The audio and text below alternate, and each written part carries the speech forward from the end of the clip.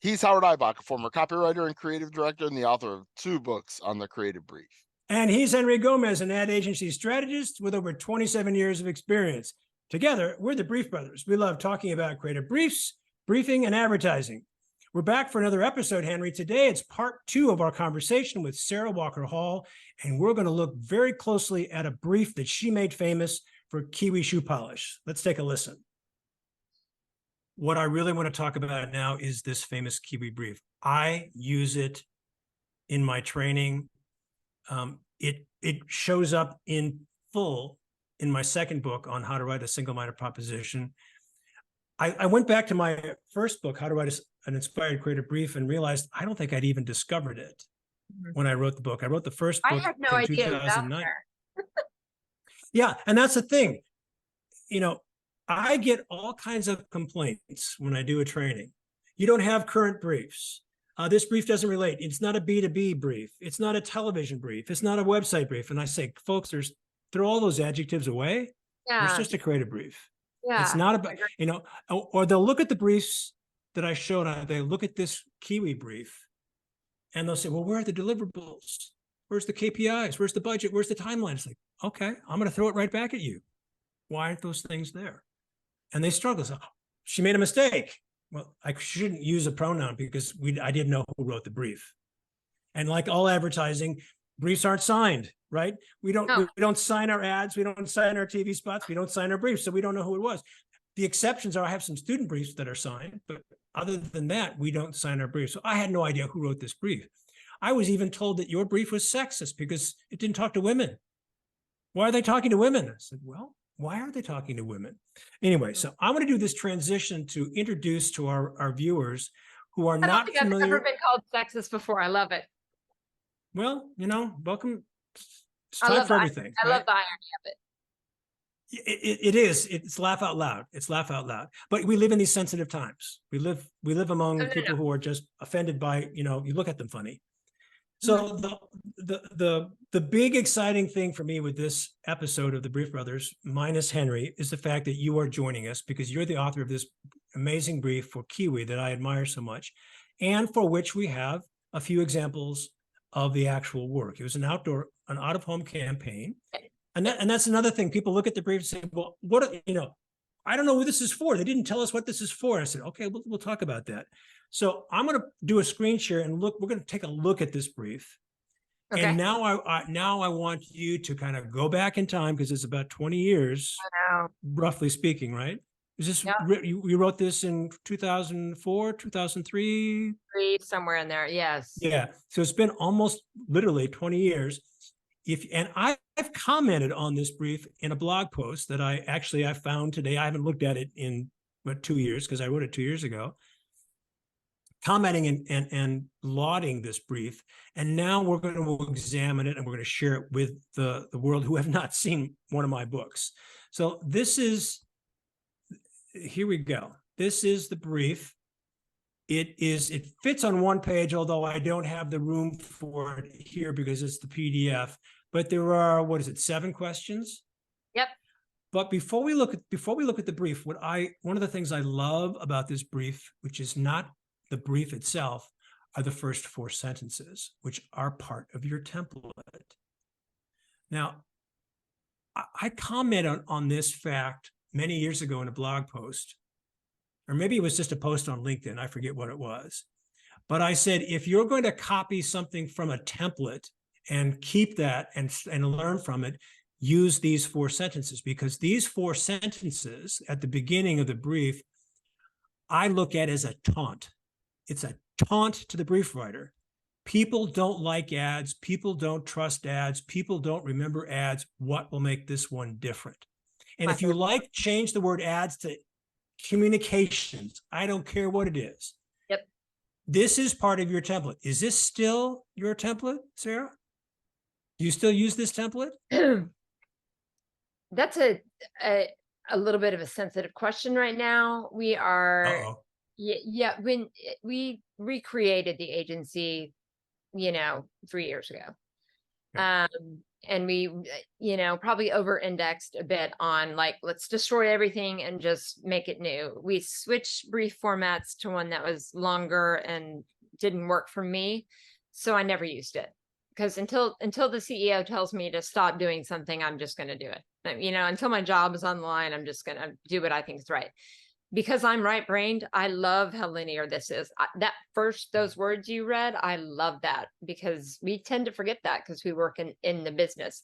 So, for example, I still use this format. We are reworking the brief. I'm actually supposed to be probably not on the phone with you, but reworking the brief. But it's good. We're going to go back to something that looks remarkably like this, in my opinion. Okay. Well, I laud this because it's a key reminder to those of us who write briefs of what we're facing. I like to say in my training, wouldn't it be nice if our perfect, ideal customer woke up in the morning and said, gee, I haven't heard from Kiwi today. Let's give them a call. We're not, our jobs would be so much easier. There are a handful of companies that do that. You are probably aware of of John Lewis in London, where people actually can't wait for their Christmas campaign, and they've called the department store in October. When is the Christmas campaign coming out? Totally. Yes. If we could build brands that were so embedded in our lives that people called because they hadn't heard from us, oh my goodness, our lives would be so much easier. Yes. But that's in a different world. So let's talk about this brief.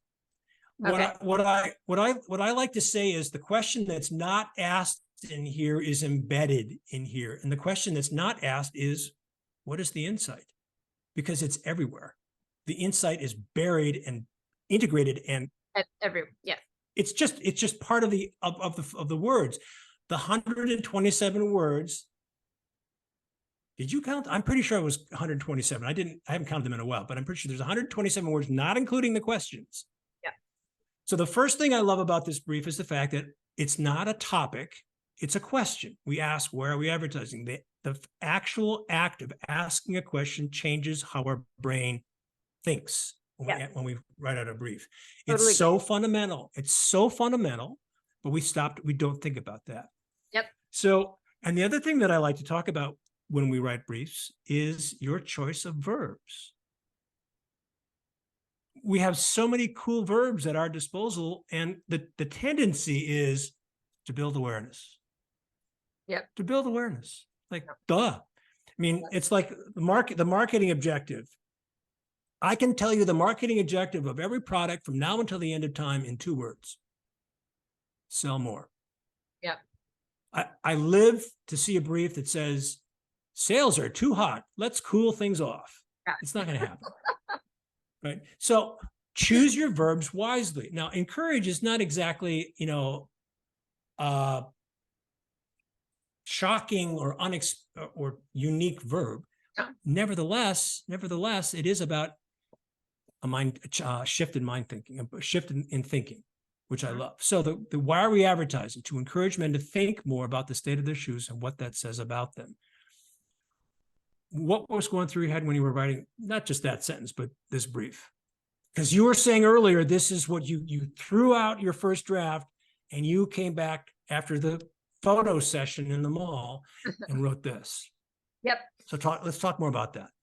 So first of all, again, I love words, and I completely agree. Like, don't get me started on connotation versus denotation and all of that. But I don't think I've ever written a brief that says to build awareness, or first of all, I loathe business speak. I call it vapor speak, pablum.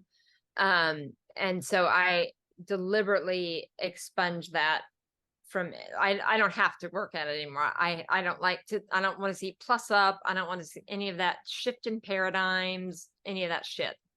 I want it I actually try to the best of my ability, write the brief in the tonality the customer, the person, the human would write or think or talk. So just so you know, I've certainly got briefs that have a very different tonality. I've got briefs with 4-letter words. I've got briefs because I want the tonality to sink in. To me, that's actually very important. I think brand personality and tonality are very important and kind of underplayed. I think Arby's taught us that with We Got the Meats, you know, like Mm. like think about that and the personality. I mean, obviously they homed in on what they do best, but they also added a, I mean, they got it in there. So the why are we advertising here again? It's never going to be build awareness to sell more shit, whatever it is.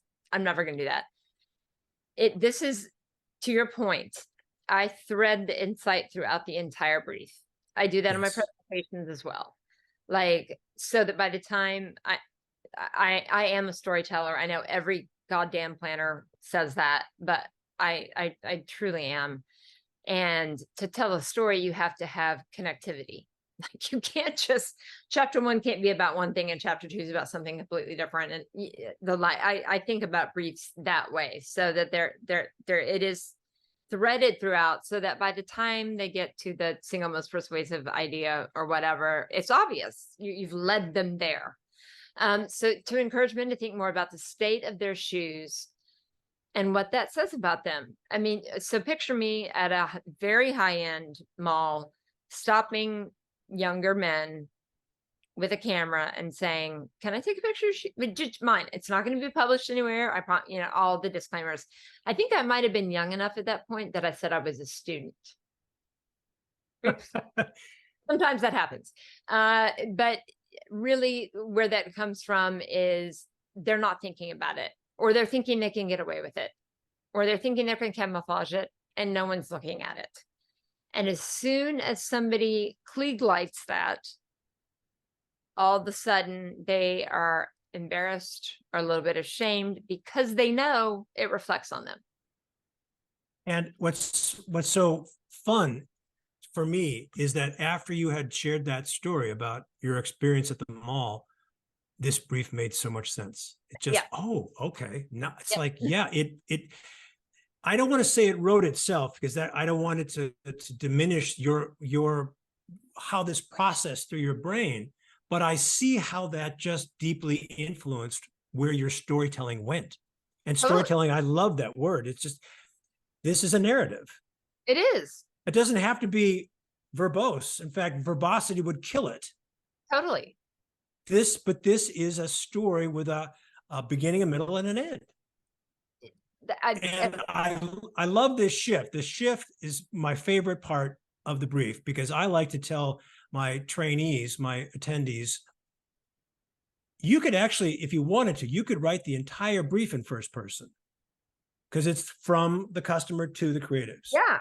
But at the very least, look what you've done here. So talk to us about it. Is this shift, was that something that, well, I don't want to lead you. You tell me what this shift meant to you and how you used it to tell your story. Are you talking about from what they currently think to what? You currently think to what they want? Yes. So because I actually, we talked books earlier. I actually diagrammed that out, because ideally to me, this brief, we've got what they currently think, what we'd like them to think. And then again, ideally that single idea should get them there from point A to point B. That's the most linear thing you'll ever hear me say, by the way. I do, when talking to these guys, like they wouldn't, again, they're at a very high-end mall, but they wouldn't wear the shoes they had on in the shape they were in to the prom or to a wedding or to any kind of, their mom's 60th birthday party or some big thing. They would not wear these shoes.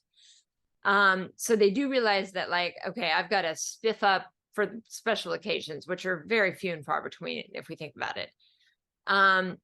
But so to me, the most important part is actually the back end of that sentence. I can get by day to day without my shoes looking great. Like, no one's looking. These are fine. I can get by. If I'm the best man in my, if I'm the best man at a wedding, my shoes are going to be polished. They're going to be great. But if I need to go to the mall to work or to buy something, I can get by on that. Let me use that as an opportunity to back up, because some might say that your description of the target audience of the customer is thin. Is thin? It's thin. Yes. I'm playing devil's advocate here. No, it's funny. Again, I was talking to Christopher recently. And as I had progressed through my career, I have taken this brief with me to every agency I've gone to, because I love it that much for the reasons you're setting up. I've gone to agencies with good names, you know, that people be like, oh, that's a great agency, and have seen briefs that are 4 and 5 pages. And I don't even, I can't describe my emotions when I see that. But what the transition I have made over the course of my career is based on what my kick-ass creative director best friend Hunter told me, is it's more about the human. Like that's where I get my ideas from. So I now will write 4 lines or 5 lines in Whom Are We Talking To. I will try to do it in language that is unexpected, is not marketing language. I fucking hate marketing language. I will not use it. I do not, I won't do it. So like I just wrote a brief recently where the target, where the human, where the customer was small town America, CD counties. And the Whom Are We Talking To involved very specific references to, I think I had a line in there, you know, these are people for whom Friday night football games are more important than Sunday afternoon games. That's small town America. They go to the high school game on Friday night, whether they win or lose, is much more important than whatever pro team from a big city they've adopted on that they see play on Sunday afternoons. So I actually like to get kind of specific and give them examples. And instead of saying stuff like working class or middle class, I will say things like sleeve rolling. Like I just try to use more interesting language that's more provocative, more evocative, more visual, if you will. Yeah. And so I would agree. I've been revisiting this brief again. I didn't know this brief was floating out there. I really didn't. Well, you know, if it hadn't been floating out here, I think my training would be a lot different. You know, I don't know how it got out there. And I like to say when I'm doing the training, it's so hard to find good briefs or briefs at all. You can find student briefs out there, especially today. But these are proprietary documents. This is revealing the inner thinking, not just of you, but of your agency's philosophy of advertising. And it's, you know, you're going to be protective of that. And I get it. I get it completely.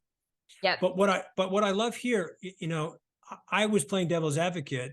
I clearly don't agree. What I have to deal with though, when I use this brief for training is, well, what age group are they? And you know, I say, well, you know, I'd like you to tell me if you've ever met a man 18 to 54. What does he look like? Yeah. I know I'm exaggerating. It's kind of a false question, but it proves a point. There's no, an 18-year-old and a 54-year-old are not going to have anything in common except maybe there's, you know, they're men or they're women. They're not going to think alike at all, but we fall into this trap of using that phrase without thinking about it. I actually did an entire presentation on demographics and how, like I think the entire agency, this was years ago, where I was like, if I never see demographics again in a Whom Are We Talking To, that's great. I don't use them. And I think it takes creatives out of a creative humanity based mindset and into marketing.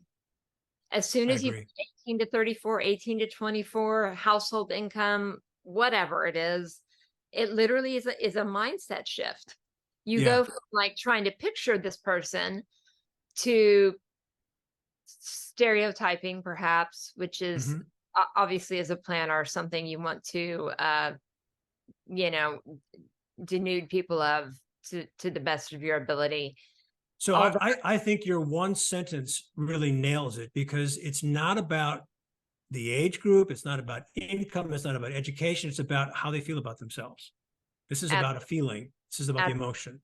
Absolutely. Yeah. There are a lot of men out there, frankly, and women. I'm not sexist, I promise. Who don't feel that they're a parent their appearance is a reflection on themselves, and they're fine Yeah, with exactly. God Exactly. You bless. know, as I say, well, I asked the question, who are we not talking to? And it's the guys who are oblivious to what's below their ankles. Absolutely. And there are lots of them. And again, God bless, like Yeah. there's no judgment from me on that, like whatsoever. In fact, part of me wishes sometimes when I buy expensive clothing, I'm like, sometimes I wish I cared less. And I didn't Yeah. think it was a direct reflection. But there are men, that's why they blushed and stammered when I put the camera on their shoes, is because they realized that it is a reflection, or to them, it was a reflection on them. Well, this is the intrepidity that I talk about and I think is required for anyone who writes a brief. Are you familiar? Henry will laugh when he hears me tell this because I used to tell this story almost every episode. Are you familiar with the story about the Capodastro bar? Mm-mm. You'd love this. I don't know if this is true or made up, but an agency won an account for a piano maker. I forget the name of the brand, but the copywriter was learning about the brand, wanted to understand what made this particular piano so good. So he asked his creative director for permission to go to the plant where they built the pianos. And the creative director said, sure. And he just got in a bus and went there. Yeah. And he did the tour. He did the tour with the marketing director and didn't learn anything he hadn't learned from the pitch. But as he was walking around the floor where the work was done and all the sawdust and the wood and all the stuff, he spotted an old guy way in the corner and he said, who is that? The marketing guy said, well, he's been here for 40 years. He's one of our craftsmen. And he said, can I talk to him? He said, sure. So he walked up and he said, what makes this piano so special? Yeah. And the guy said, well, it's called the Capodastro bar. I said, well, what the heck is that? He says, well, there's a piece of wood that goes across the width of the piano and it holds the piano wires in place. But in about 50 years, that piece of wood is going to warp and it'll turn, and you won't be able to tune the piano no matter how hard you try. So we added another piece of wood called the Capodastro bar that doesn't go into effect for 50 years. It prevents this piece of wood from warping. Mm-hmm. That ended up being the copywriter's idea. Because he asked the right question. This is the equivalent of you going to the mall with your camera and catching these men off guard. Yep. It's the Capodastro bar of the Kiwi campaign. Yeah. And that story has been floating around online for decades, by the way. So I have a similar story. So I believe that any event, anything I'm at, is an opportunity to talk to people. And I interview everyone. My son was, I think, 3 or 4 years old, and at a soccer game, he was playing, as you can imagine, a bunch of 4-year-old boys running around trying to play soccer. And I did not know the mother next to me. I'm not good at small talk. I don't want to spend an hour discussing the different swim schools that are available and the pros and cons. And we just found out we'd made the cut on a pitch for a budget airline, one you've heard of, a big one. And I asked her, kind of apropos of nothing. I'm like, hi, I'm Sarah. We small talked for 3 minutes. And then I was like, have you ever flown this airline? And she said, no, but I was at DFW like a couple months ago and had to check luggage. So I was at the American counter and the ticket agent said that there's a TSA gate down that way. And it's a little bit further, but I would recommend going down there because this one's closer, but it's for the fill in the name of the blank of the discount airline people. That it sounds a lot better when I'm able to put the brand name in it. But I used that, like we had literally just found out we made the pitch. I hadn't even really officially started researching, but that became like kind of a mantra and a tenet of the strategy is, and I think the why are we advertising on that one for that brief was had to do with the stigma. And how do we rebuild this brand such that that statement will never be made again, that you don't want to go to this TSA gate because it draws from the discount airlines, and those people, you don't want to be in a line with those people. Yeah, interesting. So you can, I love that about planning. You can, or any role in advertising, frankly, to your point, talk to people. Yeah. Well, now let's talk about the what I think is a brilliant single-minded proposition, which you call the single most persuasive idea. I think people, when they write a brief, freeze up when they have to write a proposition. Oh yeah, There's so much pressure to What? get it right. Yeah. Creatives, some creatives tell me, and I, as a former creative, it was the first thing I looked at on a brief. I mean, Yeah. I would always read the whole brief. I'd read the brief, but that's the first thing I saw. And if I didn't like it, you heard from me. Yep. This one reads like a headline, which is why it appeals to me as a creative. It's not the kind of single-minded proposition where I'm saying I can't better that. It's, I think I have to work at it. You know, Sir John Haggerty liked to say, I take the brief, and to him, the brief was the proposition. I take the brief, write that down on a piece of paper, put a picture of the product above or below it, and stick that on the wall. And then I ask myself, is this a good ad? Doesn't have to be great. It just has to be at least good. If the answer is yes, my job as a creative is to do better. So Yep. I looked at that and I said, this is going to intimidate a lot of creatives because it's almost a headline.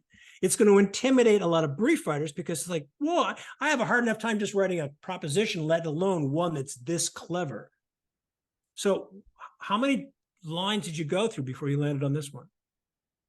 So usually when I write a brief, I will end up with like 3 single most persuasive ideas that are similar content wise, but are phrased differently. And again, I'm a wordsmith. I truly am. I love to write. I wish I had the chops to be a writer, a creative writer. I just love words. But this one was the one that popped to your point because it's a bit of a dare. It's got some, again, this is a category brief, which is awesome. I love category because you don't have to get down into the minutia. But it was a dare, and it had some punch to it, and it had some teeth because this was a category that was in massive decline because of a lot of macro trends. So I did keep some of my thinking from my previous brief. And again, just now that you know the camera story, you're not, these guys at the mall, they weren't looking down. I was. And as soon as I put a camera on it, they were embarrassed. And I think the realization that though they might not be looking down at their shoes on these day-to-day occasions, other people are. And so, like, again, I'll always do 2, usually. I love the rule of 3. I don't know why. Usually 3 different articulations of it. I will evaluate it. It's been way too much. I always sleep on it, by the way, if I have the chance. If I have, sometimes you have to turn a brief quickly, and I'm good at that now. But I like to sleep on it, and it usually solves itself in the night for me. If that does not happen, I take it around. I do what I call drive-bys. I'll go take to it around to you to usually mostly creatives, but account management, other disciplines, even people who work in, like, I even have friends who don't work in advertising and who are smart, and I'll bounce it and say, like, what sounds best. It is dangerous territory, I have learned, and I still wrestle with this to this day, because sometimes I have written single most persuasive ideas that sound too copywritten. well, what's wrong with that? What I found, it varies agency to agency, but at some agencies, if they sound too much like they're copywritten, creatives will either avoid it or feel like I've overstepped. It hasn't been a massive problem, and I've actually had a core idea that I wrote at an agency in San Francisco that did turn out to be the headline. It was for Disney. It was for Disney parks, and it was while they still believe in make believe. Okay, I mean, you are. I'm sure you're familiar with the stories of They're not many, but there are a handful of single most persuasive ideas to become public facing language. Yeah, my favorites are the milk chocolate that melts in your mouth, not in your hand. A diamond is forever. Yeah, good to be. The apocryphal story is about Nike, and I'm not sure it's true. Yeah. Just do it. That maybe it was, maybe it wasn't. Yeah. I mean, we had a conversation with Russell. I've wrestled with that. We had a conversation with Russell Davies, who worked on Nike in the UK, and he said, "Well, they had a lot of other taglines, but they always came back to." But he said it wasn't on the brief. So if anybody would know, it'd be him. I still like to tell the story, but I also say, don't put that kind of pressure on yourself as a brief writer. That's what the copywriters, or that's what the creatives are there for. But if you do have this kick-ass idea, go ahead, write it down. And Henry feels the same way. He said, I try to write a headline kind of an idea. He said, my goal is to write an inspiring brief. If I can't write an inspiring brief, I want to write it at least as clear as I can, because creatives can work with clear. Yeah, but this is very typical of my core ideas, is written like this. And I ended up with this one over, I can't remember obviously what the others were at this point. That's okay. You can forget about that one. But there's a bit of a provocation there. With the, you might not be looking down, maybe you should. Others are. Well, this is another example of where there's a hidden insight. What I call what's the emotion that this brief is trying to provoke? And it takes the students, the trainees to get to it, but they realize this is about embarrassment. This is about fear.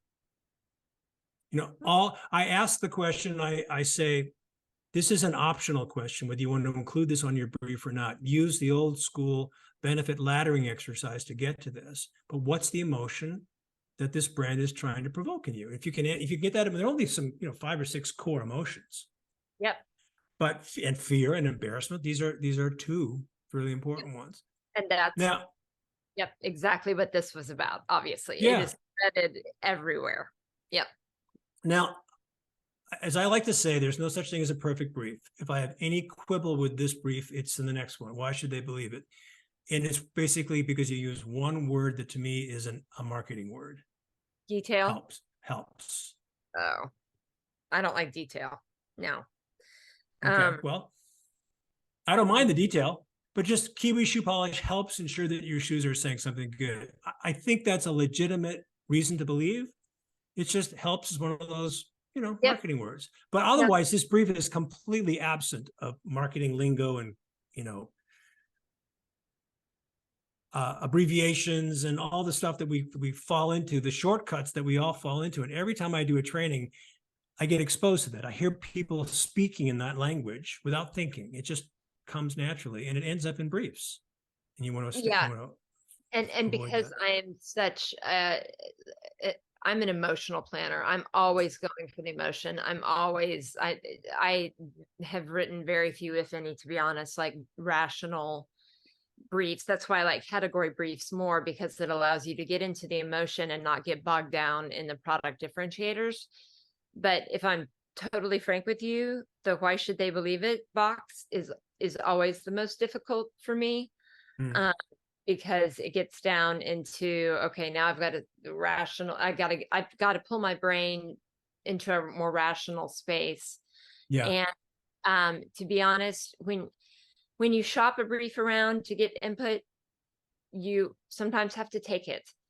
And I don't remember this case, but my guess is I might have gotten some input, especially from brand management, who tends to keep an eagle eye on the reasons to believe, if you will. I just said I don't use marketing language and just did. So, but yeah, no, it's the weakest box. And that's something when I'm constantly thinking about how do I become a better planner, which is why you've asked a couple questions that I've been like, we're thinking through that, or I'm thinking through that, because I'm always trying to figure that out. But I would agree with you, no question, that's not very strong. It is weak. It sounds like a client brief. And it hardly even qualifies as a nitpick. I mean, compared to the rest of the brief, it just, I want everyone who studies briefs and who writes briefs to understand that there's no such thing as a perfect brief. but No, it's no. something that you can always, I mean, even writers are constantly going back and looking at their work and saying, I wish I could have written a better sentence here. That's just kind of the way it is.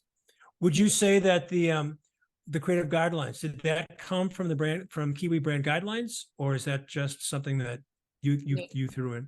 Okay. All right. And, All and right. the first brief that I trashed, as I kind of mentioned, was more. It wasn't very me, because I tend to go for provocation over like heartwarming, but the brand personality was more in that in that realm. But this one, because it's kind of based on embarrassment and these men who all of a sudden got very sheepish and all of that, and the brand is called Kiwi and it has a little logo.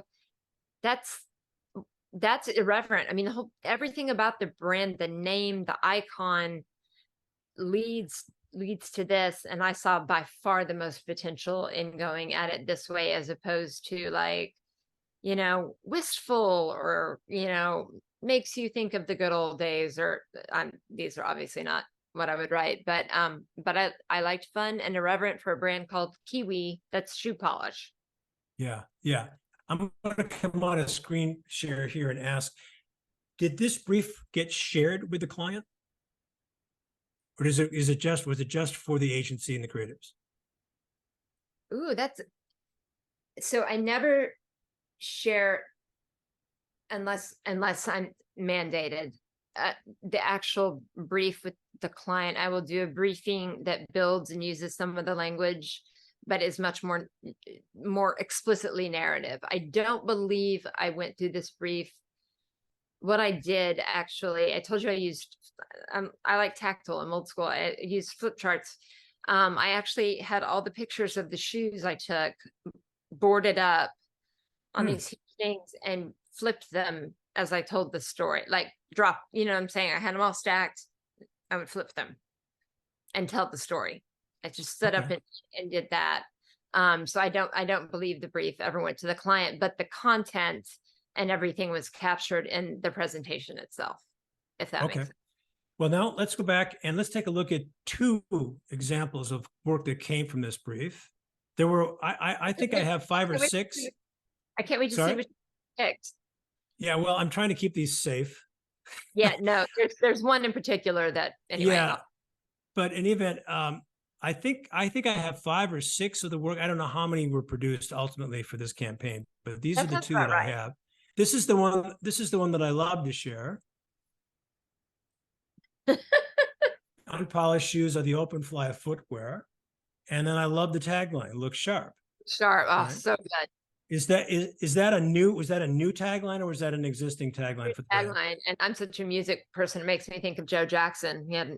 He was kind of a avant-garde punk rock, whatever, in the 70s, but had a song called Look Sharp. So I always hear it. It plays musically in my head, but no, that's a brand new tagline. Loved it. Just loved it. And we had a very talented creative team working on this. I'll show one more. Yep. And then you can tell me if this was hard to sell or what. Raise your chance of dating a supermodel from 0 to 0.001! Exclamation point. Client loved it. We did not have trouble selling any of this in. Really? Good. I mean, again, we were up against 4 or 5 agencies. They loved the strategy. They loved the work. I don't think we had to make, I mean, I'm sure we had to make some tweaks and changes in some of the creative, but they were so happy to have this irreverent, fun brand that used, there's a ton of equity in that Kiwi packaging. Yep. Like, man, I just cannot, I tell you the stories I heard. But they absolutely loved it. So no, we did not have trouble selling it in, because I think most of the other agencies came with probably that somewhere closer to that first brief I wrote. Okay. So looking back now 20 years over this brief, and it's something that's obviously been very familiar and part of your thinking, because you are rightly proud of it. Would you have done anything differently? Would you have changed it? How do you feel about it today? I'll just tell you that work still hangs on our walls at the agency 20 years later. which I think that speaks volumes. it does. We're all still Okay. very Okay, proud. let me ask you this. What advice from your experience, as this is your first brief, your first creative brief 20 years ago, Mhm. as a we'll call you a young whippersnapper at the age of Yeah. 27. What advice would you give to aspiring brief writers today based on your experience on this brief? First of all, always talk to creatives before you brief it in. Get their feedback. And there's one reason is they'll help you understand if it's an idea that gets them going. The second is unfortunately more pragmatic, and they'll feel like they had a say, and they may want to tweak a few words here and there. And if you're good with it, do that, and then they feel like they're part of the brief. Absolutely. I'm always aghast at how few planners do that. And I do it on tight timelines. I'll text them the brief at 9 p.m. I mean, you can figure out ways to do it. But so that's a very functional thing that I'll always do. And as a planner, your relationship with creatives is key and critical. And I don't think that is emphasized enough. That, planning serves to help creative. We're partners with them. We may not be partnered up per se in a codified, titled way. But man, creatives involve them, develop relationships, do drive-by. That's why I call it drive-bys.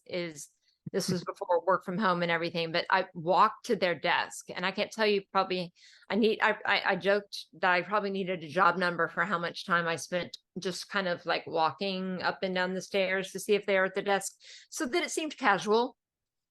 Not, be like, hey, this is what I'm thinking. So that's the functional advice. The second advice is go for something that excites you. Find something about the brand or the person that excites you and roll with that. I am not, we definitely there are definitely great planning directors who, to your point, write briefs that are about clarity. And sometimes that has to be done. If you get a 7-page input on it, sometimes it really is like, just help the creatives understand what the product is, what the category is, what's going on. But I always, my rubric is, I think, what excites me the most. If I were a creative, what would get me going and excited? Because I think sometimes we conflate informing creatives with inspiring them and exciting them. And my advice to planners would be to err on the side of the latter versus the former. If you've got a binary, I don't like binaries, but if you've got one, what gets your juices going?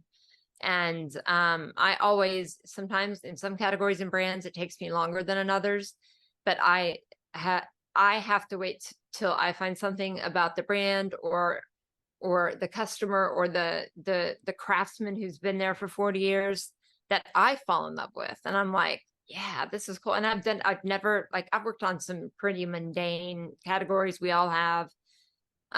But what do you fall in love with? Pay attention to that, work with that, use that as your flexible putty. Sometimes you can't get it where you need to go, but go for that versus the rational clarity when it makes sense. Sarah Walker Hall, get the title right here, Brand Strategy Group Head at TRG in Dallas. An awesome brief writer, someone I've wanted to meet for a very, very long time because you wrote this brief that I love teaching from for Kiwi. It has been wonderful having you on the Brief Brothers. I'm sorry Henry couldn't be here to join this conversation because I know he'd love it too. His loss. Thank you for being on the Brief Brothers, Sarah. It's been great. Thank you for having me. I kind of take some kind of perverse joy in being like the anonymous planner, and everyone's like, you should write Not things anymore. in public. So you found me. Good stuff, Henry. Good stuff, Howard. He's Henry Gomez. And he's Howard Eibach. And together, we're the Brief Brothers. Till next time. Bye-bye. Bye-bye.